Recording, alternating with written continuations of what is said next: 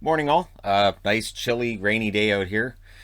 After the summer, we've had no complaints. And it's Jersey Countdown time, which means I'm wearing a T-shirt. And today it's Tool. This is one I got through the Tool fan club.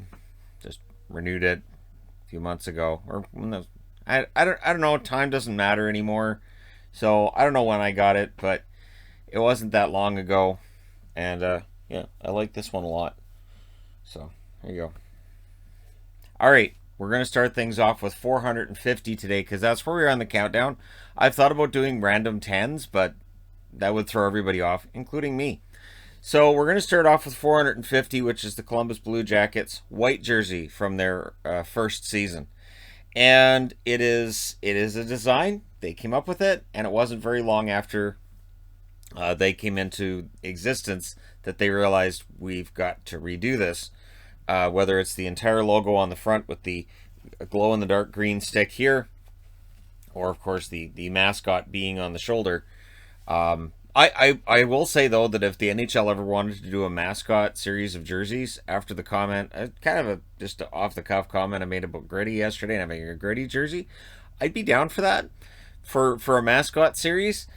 Just be fun and just think the kids would all want it. Anyway, so yeah, number 450. It was a start for Columbus. Number 449, and it's an Avalanche jersey with the piping down the sides. I said that was going to be coming, but here's the thing. You got the piping down the sides, which is odd, and then you've got the neckline, which is uncomfortable. I do like other parts of the jersey. I know people were upset when the Bigfoot was gone off the shoulder as well, which it is on this one. This is a Reebok Authentic, so I got this one through Full Moon Jerseys, and of course, since it's an early Reebok, there's no striping on the bottom. When they brought back the mountains on the bottom, it did look better, and that's why this one's as low as it is, and the other ones are above it. Pretty simple. It is, of course, a blank, but yeah, so there you go. Number 449. Number 448, yes. And this is a jersey that with the Stanley Cup final patch, I think looks better. I do. It is very bland. To me, this is bland. Now, this is one of the first Adidas jerseys. I think this. Well, no, it's not the first, but it's close. And yeah, I mean, it's got bolts in the neckline here because of course it does.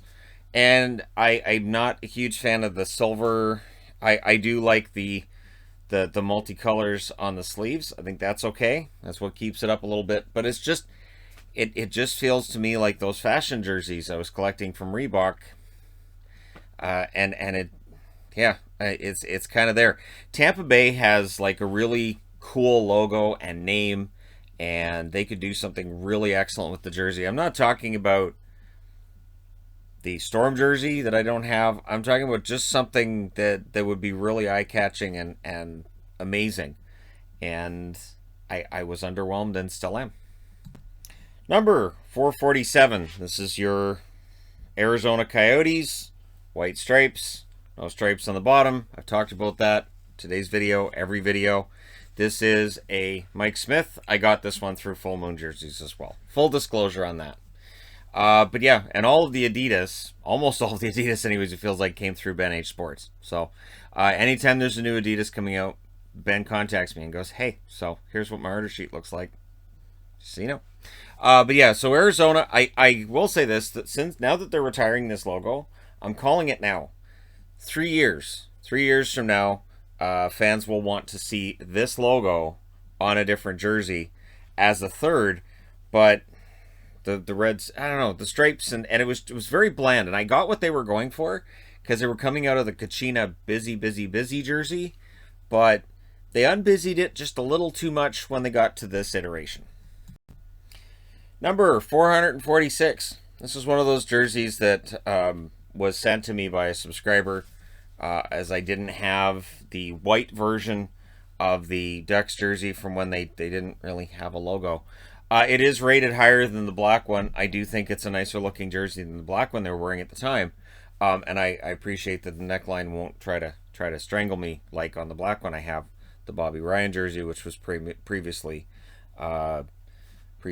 shown. So yeah, I like this. I think it's a good jersey.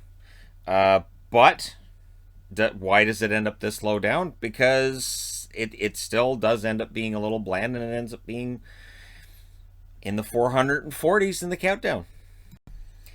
Number 445, and this is one that I believe I got off... no, I got this one off eBay. It was from a smaller seller.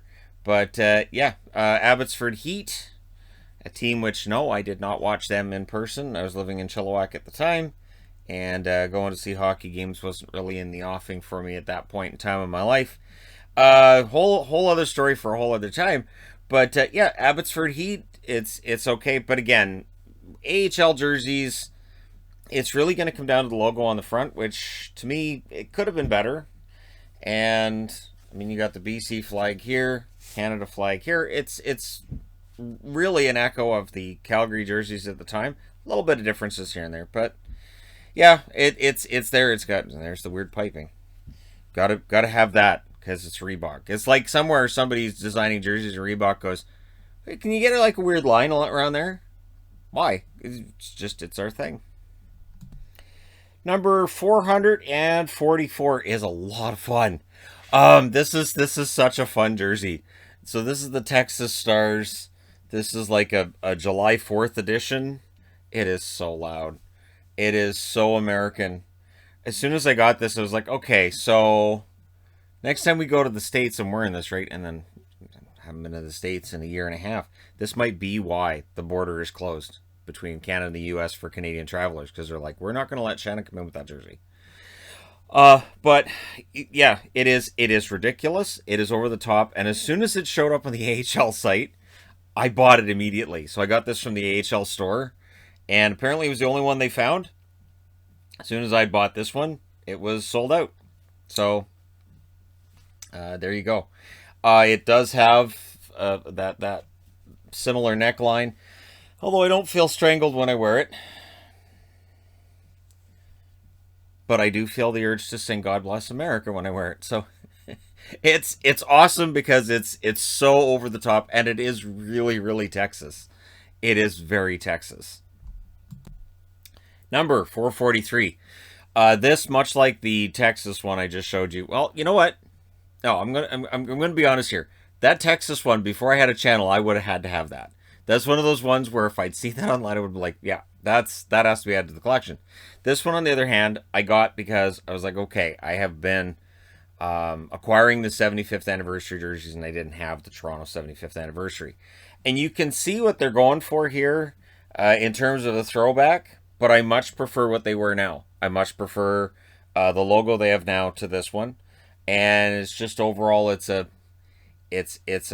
good jersey. But again, comparatively speaking with the other Toronto jerseys, this one, it's a Wendell Clark. Got this one on eBay as well, and yeah, I do like the 75th anniversary in general, because that takes me back to when I wasn't so bloody old. But other than that, you know, there's other reasons to look back to the 75th anniversary season. Pittsburgh won that year though, so I wasn't entirely happy with it. Number 442. I was never a big fan of when they switched to this wordmark jersey. I was floored because I'd always liked the Penguins jersey. I'd always liked the Penguins logo, and they changed to what became known as the Robo Penguin, and it was a wordmark on the black jersey. Now, their first jerseys in the NHL, they did feature this wordmark because the owner thought Penguins were silly and didn't want to have a penguin on the actual jersey. So it's so weird because, like, why did you let them name the team that? I hate that. We're not going to put it on anything. I don't understand. So yeah, I'm not a huge fan of the word marks. That's why the word marks end up being towards the bottom now, in the I could say in the first 100. And yeah, so I know there's a lot of people that like this jersey a lot. I have it. This is the one I've had since I've had this since the 90s. So the CCM's been completely worn off, proving that this went through a dryer at some point in time before I knew better, which is also probably why some of these logos are a little warped and coming up. You've got to watch dryers, especially with the ones where the logos are glued on. Dryers do a number on those. Rounding it out with a word mark. Also, I want to say no jersey of mine's touched the dryer in a decade, if I can help it. There may be a couple of times where a jersey accidentally ends up in the dryer, if I'm not the one putting clothes in the dryer. And not my wife either. She knows. She won't put them through the dryer either. But yeah, so the Toronto Arenas, and as I said when this came out, I understand this is a throwback jersey. This is a throwback to, their first year and all that. But it looks like a retinas.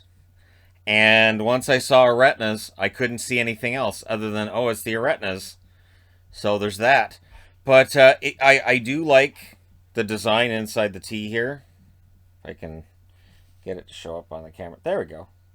So you can see the depth there in the tee. And I mean, it is their classic look, so I can't put it down or anything. Striping and all that. But again, the word mark jerseys end up being down towards the bottom of the countdown overall. And again, this is further proof that the Adidases are all in this. And I think this countdown's a little more unpredictable than others because I do have the AHL jerseys in there as well. So that wraps up today's installment. Let me know your thoughts in the comment section below as always. Don't forget to hit like and subscribe if you're browsing your way through. Just happened upon this video. Thank you guys so much for watching, for all your support. I will talk to you again soon.